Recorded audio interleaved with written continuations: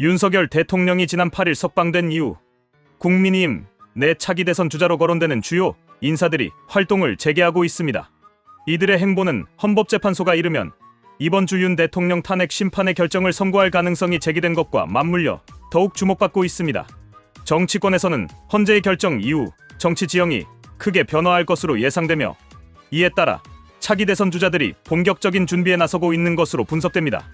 안철수 국민의힘 의원은 17일 서울 서초구 청계대단에서 이명박 전 대통령을 만났습니다.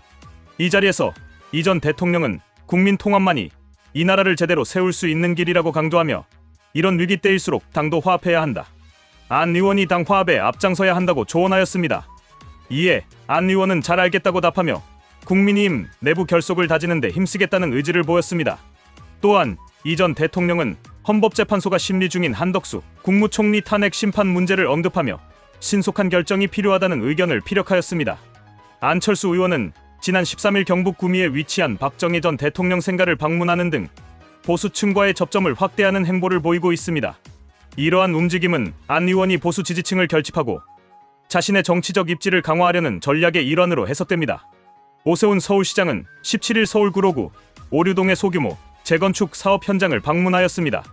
그는 인건비 자재비 상승 등 경기 불황으로 건설 산업이 고사 직전이라며 소규모 재건축 사업이 열악한 주거 환경을 획기적으로 개선할 뿐만 아니라 건설 경기 활성화에도 도움이 되길 바란다고 강조하였습니다.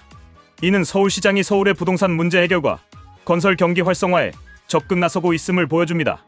특히 오 시장은 오는 24일 정책 비전을 담은 책 다시 성장이다를 출간할 예정입니다.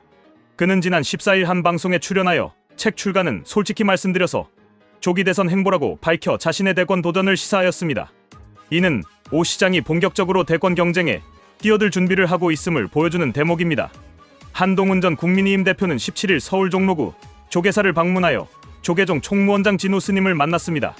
진우 스님은 한 전 대표에게 책임자의 입장에 있던 분들이 진심으로 참회를 좀 해야 하지 않겠나라고 말하였고 이에 한 전 대표는 제 책임이 크다고 답하였습니다.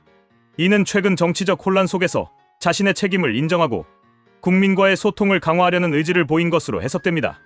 또한 한 전 대표는 진우 스님과의 면담 후 헌재가 헌법과 헌법 정신에 맞는 결정을 해주길 바란다고 밝혔습니다. 이는 헌법재판소의 결정이 공정하고 합리적으로 이루어져야 한다는 입장을 피력한 것입니다. 한 전 대표는 18일 대구를 방문하여 경북대학교에서 개헌을 주제로 토크쇼를 진행할 예정입니다. 이는 헌법 개정이라는 주요 이슈를 국민과 직접 논의하고 자신의 정치 철학을 공유하려는 노력이 반영된 행보입니다. 한동훈 전 대표는 국민의힘 내에서도 젊은 층과 중도층에게 인기가 높은 정치인으로 평가받고 있습니다. 그의 법조인 출신 이력과 강한 추진력은 대선 주자로서의 경쟁력을 높이는 요소입니다. 그는 그동안 정치권에서 개혁적 보수의 이미지를 구축해왔으며 이번 활동을 통해 자신의 정치적 입지를 더욱 공고히 다지려 하고 있습니다. 유승민 전 의원도 활발한 행보를 보이고 있습니다. 그는 18일 경북 경산 영남대학교에서 19일 인천대학교에서 특강을 진행할 예정입니다. 유 전 의원은 합리적 보수와 경제 전문가로서의 입지를 강화하며 대권 도전을 위한 준비를 하고 있습니다. 그의 행보는 보수층뿐만 아니라 중도층까지 아우르려는 전략으로 보입니다. 김문수 고용노동부 장관과 홍준표 대구시장은 이번 주 공식 업무 외에 별다른 공개 일정을 잡지 않았습니다. 특히 홍 시장은 오는 21일 출간하려 했던 꿈은 이루어진다의 출간 시점을 윤 대통령 탄핵 심판 선고 이후로 미루었습니다. 이는 정치적 상황을 면밀히 지켜보겠다는 신중한 태도로 해석됩니다. 헌법재판소의 윤석열 대통령 탄핵 심판 결과에 따라 정치권은 크게 요동칠 것으로 예상됩니다.